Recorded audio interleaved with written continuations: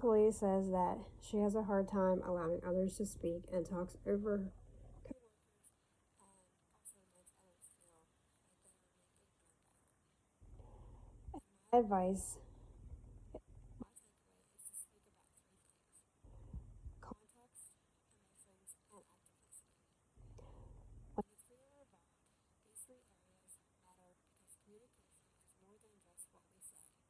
People's feelings come into the process of discussion, and what they are being brought to is the key. Should they feel heard, or is it all about respect? The first thing we should be considering is context. Context incorporates one's background, personality, perspective, culture, work history, level of stress, and even what they are experiencing outside of work.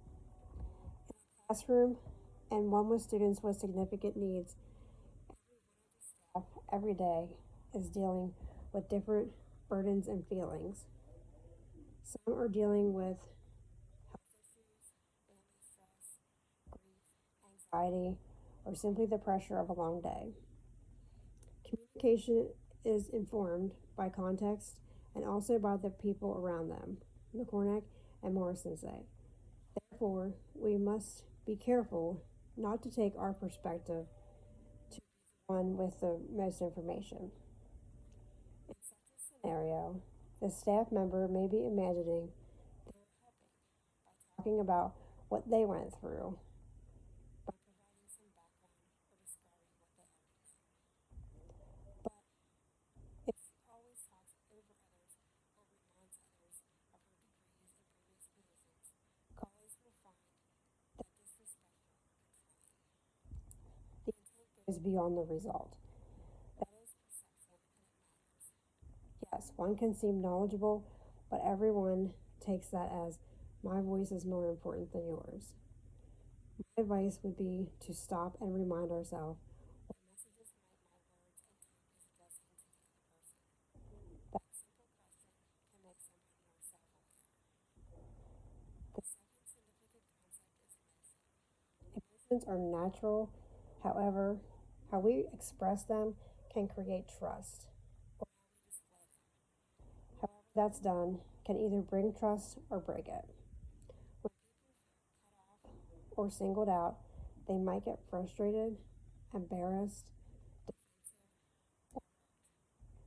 With emotions, it is much more challenging to resolve the actual issue. And instead of listening to understand, people are beginning to listen to justify their own defenses. In a classroom, that can rapidly impact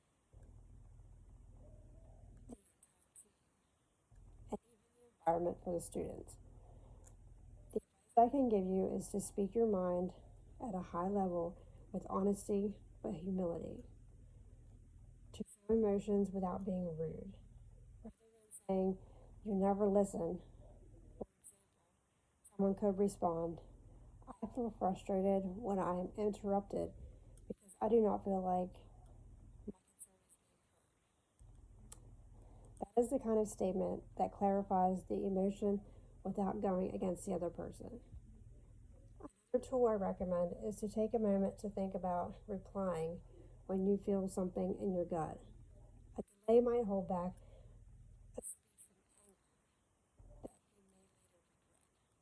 From the standpoint of faith, we should be quick to listen, slow to speak, and slow to anger. James 1:19. I thought those words tied into good communication. They make me aware to be patient and self-regulating before responding.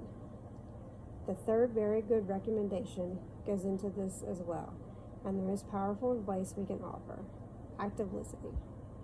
Also means being fully present to the speaker, not waiting for your turn to speak.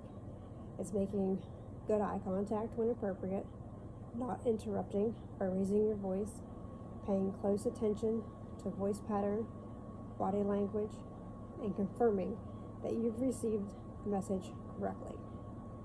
A useful approach is to paraphrase. Before offering guidance or correcting them, the listener can say, what I hear you saying is, Or, are you saying that you are worried about something?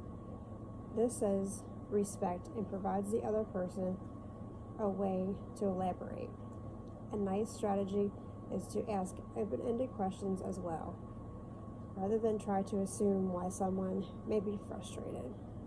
Say, can you explain what happened? Or, what do you want from me now? These questions show the relationship, or even more importantly, a shared truth. That is more important than winning the conversation. They also foster emotional safety. People will open up more about what is really happening when they feel emotionally safe.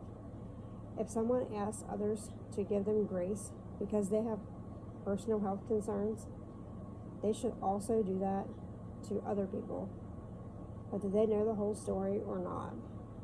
Everyone has something that they are carrying, but not everyone feels safe enough to explain their story. I would write my advice to the rest of the team to remain calm, maintain boundaries, and address any concerns privately and where appropriate. You had only been talking about what we were able to say or how, and for example, I want to listen to your ideas for this, but I want to finish my thoughts first. That is firm but respectful. It is therefore appropriate to take leadership into account. If this pattern repeats, particularly if the communication pattern has a strong influence on the classroom dynamics, the point is not to shame, but to assist in making for a healthier and more respectful team culture. In conclusion, this example demonstrates how context, emotion, and listening matter in relationships. Our lives are crafted through experiences, stress, personality, and even our own battles. People's emotions are supposed to be aired honestly and respectfully, not by interjecting and targeting or responding in anger. Active listening increases people's sense of being valued and cuts down on conflict because it demonstrates that each voice counts. My challenge has been simple. Before speaking over someone, stop and listen and consider whether your reply will earn trust or fracture it. You are not only talking with your heart, but that's where a healthier relationship starts.